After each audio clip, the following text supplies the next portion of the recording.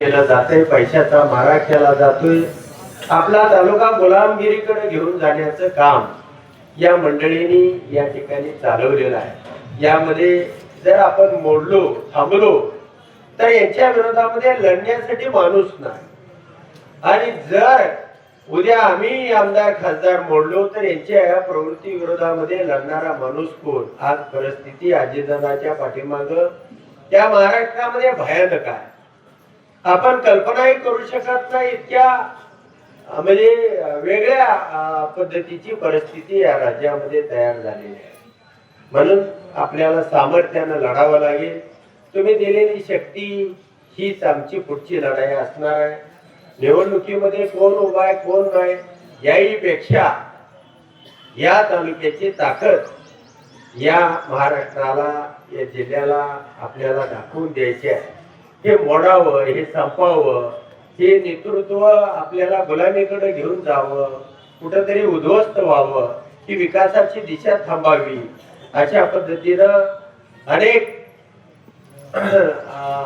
घटक या ठिकाणी प्रयत्न करतायत. सातत्यानं सरकारच्या माध्यमातून तुम्हाला देण्यासाठी काय नाही.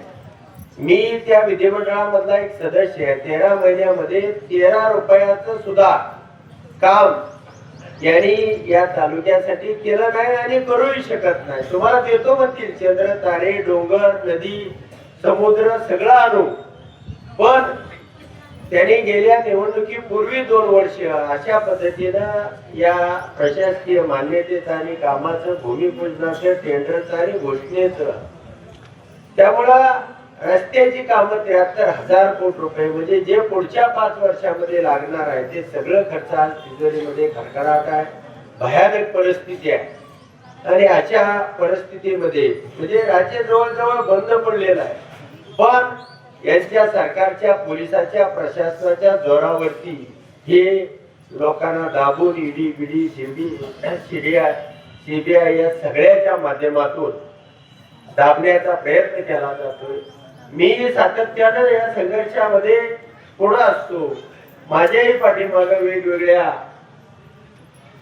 भानगडी लावण्याचा, कुठेतरी पकडण्याचा, कुठेतरी गाठण्याचा, कुठेतरी आमदारकी रद्द करण्या, अशा अनेक मार्ग हे अवलंबत आहेत की ही माणसं ही लढाव आहेत, ही थांबली पाहिजे या उद्देशानं काम करत आहेत. पण आम्ही या तुमच्या सगळ्या जनतेसाठी या पुढच्याही काळामध्ये लढत राहू.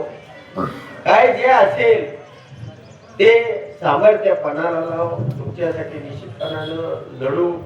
आणि या निवडणुकीच्या माध्यमातून तुम्हाला एवढंच सांगेल की आपल्या प्रत्येकानं जबाबदारी, पिशेवाडी असेल वेळापूर असेल, या गणासाठी ताकदीनं सगळ्यांनी उतरा, ताकदीनं काम करा.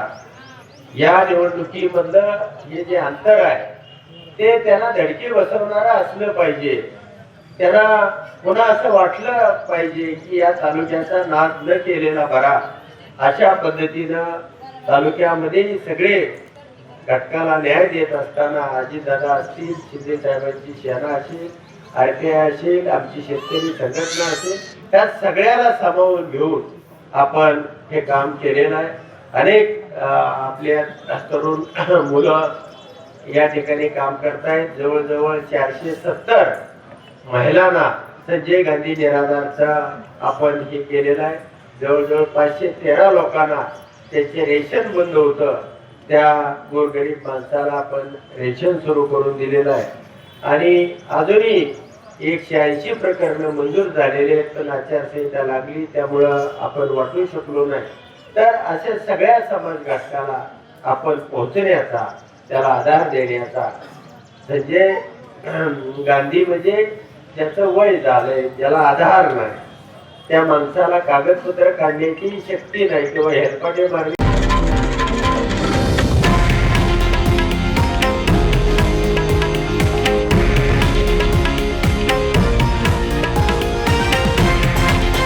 हे आहे देशातील नंबर 1 न्यूज नेटवर्क आणि आपण पाहत आहात TV9 मराठी, एकमेव.